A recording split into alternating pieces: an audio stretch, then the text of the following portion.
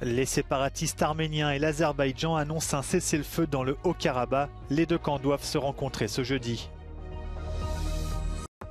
Les eurodéputés appellent l'Union européenne à sanctionner l'Azerbaïdjan après son attaque contre le Haut-Karabakh.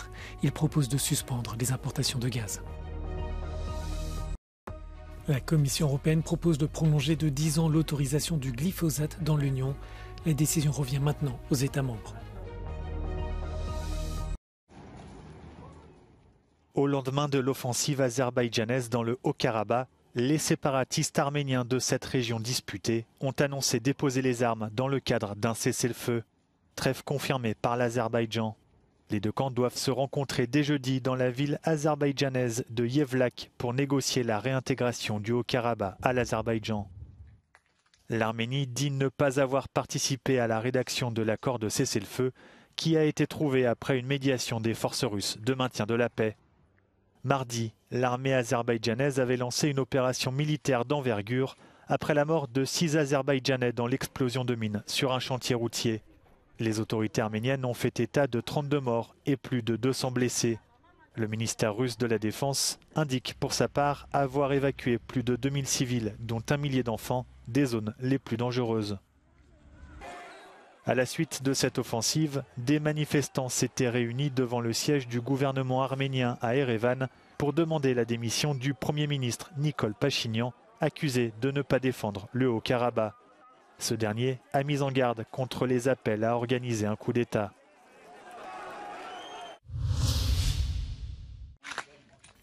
Alors que des pourparlers entre séparatistes arméniens et le gouvernement azerbaïdjanais sont programmés ce jeudi, Euronews a donné la parole à Edmond Maroukian, ambassadeur itinérant d'Arménie, et à Hikmet Agiev, conseiller en politique étrangère du président de l'Azerbaïdjan.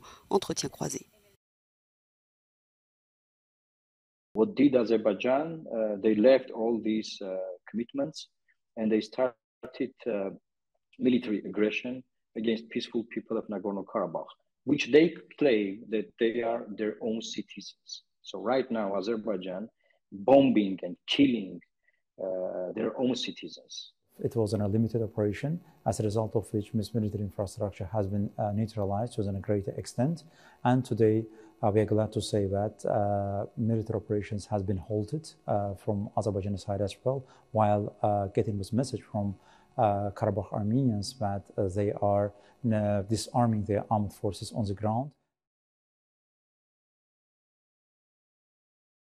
Azerbaijan made its intention very clear that if they disarm or decided to disarm, and Azerbaijan is ready to halt this military engagement and to start immediate contacts with the Karabakh Armenians that we have on multiple occasions invited to Yevlakh and some other cities of Azerbaijan. And yesterday, presidential administration of Azerbaijan made a wise statement, once again reiterating, and our invitation to them to have this kind of context about all elements of reintegration. Well, we had a very bad experience regarding having ceasefire with Azerbaijan. I have no information because we have very bad connections with Nagorno-Karabakh. There are different informations coming. Now, this is a new thing. Maybe it's not new thing actually, but in this process, I mean, directly attacking, villages and the peaceful settlements of people, to push them out from the Nagorno-Karabakh. During the negotiations, we were negotiating rights and security guarantees for Nagorno-Karabakh people.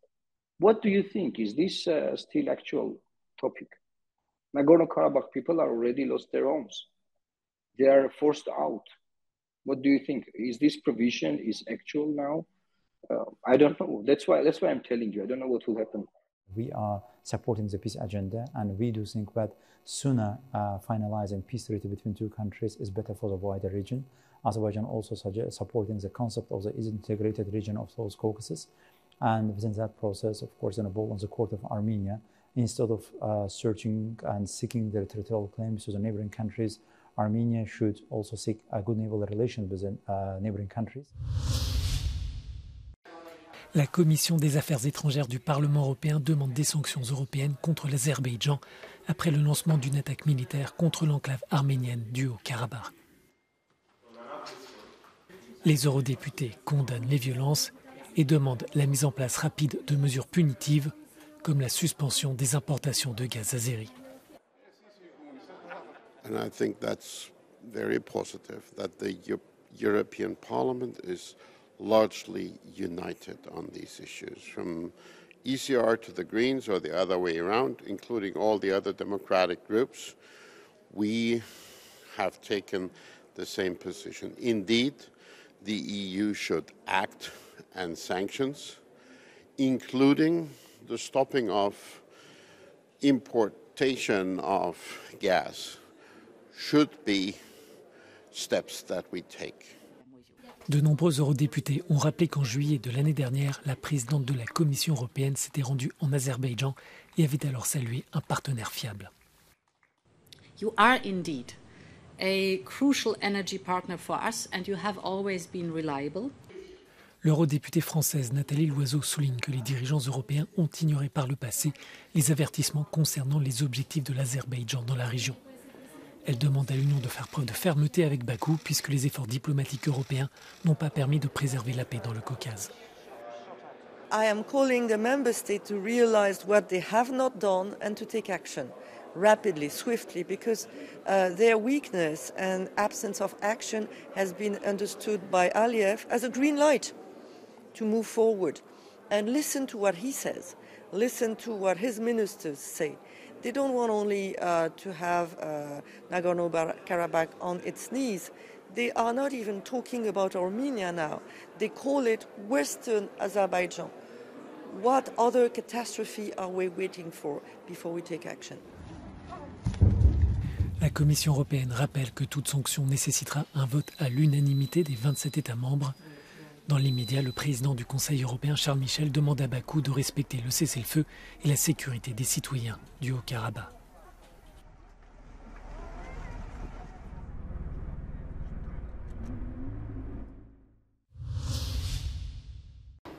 La Commission européenne va proposer aux États membres de prolonger de 10 ans l'autorisation d'utiliser du glyphosate. Cette annonce à propos de l'herbicide très controversé fait suite à l'analyse de l'EFSA, l'autorité européenne de la sécurité des aliments, qui juge que le produit ne représente pas de domaine critique de préoccupation pour la santé humaine et animale. Pour la Commission, la recommandation est donc basée sur des faits scientifiques solides. En même temps, nous devons bien nous rendre compte du fait que la science ne s'arrête jamais et donc nous devons continuer à suivre de près toutes les évolutions scientifiques et nous avons donc essayé de trouver un équilibre entre d'une part la masse de données scientifiques qui soutiennent, je pense, la décision que la Commission a prise d'une part, avec la possibilité que des nouveaux éléments scientifiques peuvent apparaître. La Commission souligne aussi que l'usage du glyphosate doit être accompagné de mesures d'atténuation du risque à proximité des zones pulvérisées. Les ONG et les eurodéputés écologistes sont vent debout contre la proposition de l'institution. I think it's a catastrophe. It's completely irresponsible from the Commission to go that way with this proposal, an extension of 10 years. I mean, 5 years ago, we were close for a ban of glyphosate, and that was for very good reasons, because we don't need glyphosate for productive farming. We don't need glyphosate to control weeds. In contrary, glyphosate makes at risk, or puts at risk, really, the long-term food security. Le glyphosate est l'herbicide le plus utilisé dans l'Union européenne et au monde. Il est employé depuis des décennies. Les États membres vont maintenant se saisir du dossier pour négocier avant de voter ou non la prolongation de l'autorisation. Le scrutin se fera selon la règle de la majorité qualifiée. Il doit se dérouler avant le 15 décembre, date d'expiration de l'autorisation actuelle du glyphosate.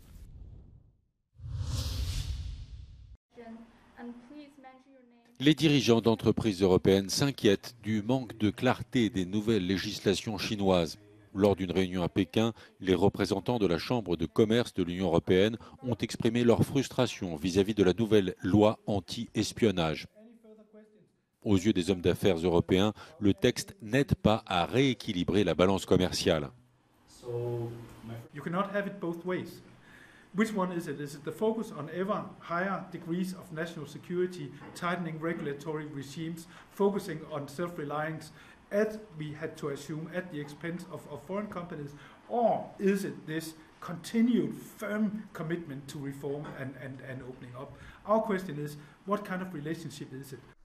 La responsable du numérique de la Commission européenne, Vera Jourova, a elle aussi transmis aux autorités chinoises les inquiétudes des milieux d'affaires européens.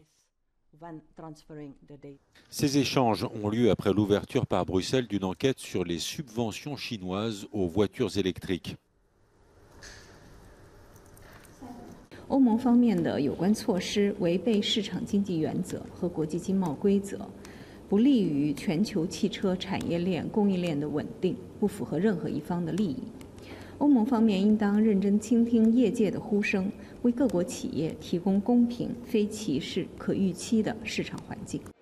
Le porte-parole de la diplomatie chinoise a ajouté que les fondamentaux économiques de son pays restent inchangés sur le long terme. De son côté, l'envoyé de Bruxelles a précisé que l'Union européenne ne cherche pas un découplage avec la Chine. Les fans de Serge Gainsbourg se sont pressés devant le 5 bis de la rue de Verneuil à Paris ce mercredi. 32 ans après la disparition de l'artiste, sa maison est désormais ouverte au public. La voix de sa fille, Charlotte Gainsbourg, accompagne les visiteurs dans les différentes pièces et autour d'objets personnels qui ont été conservés. D'autres pièces sont exposées de l'autre côté de la rue, où se trouvent également une librairie, un disquaire et un café baptisé Gainsbar. Quelques 100 000 visiteurs par an sont attendus.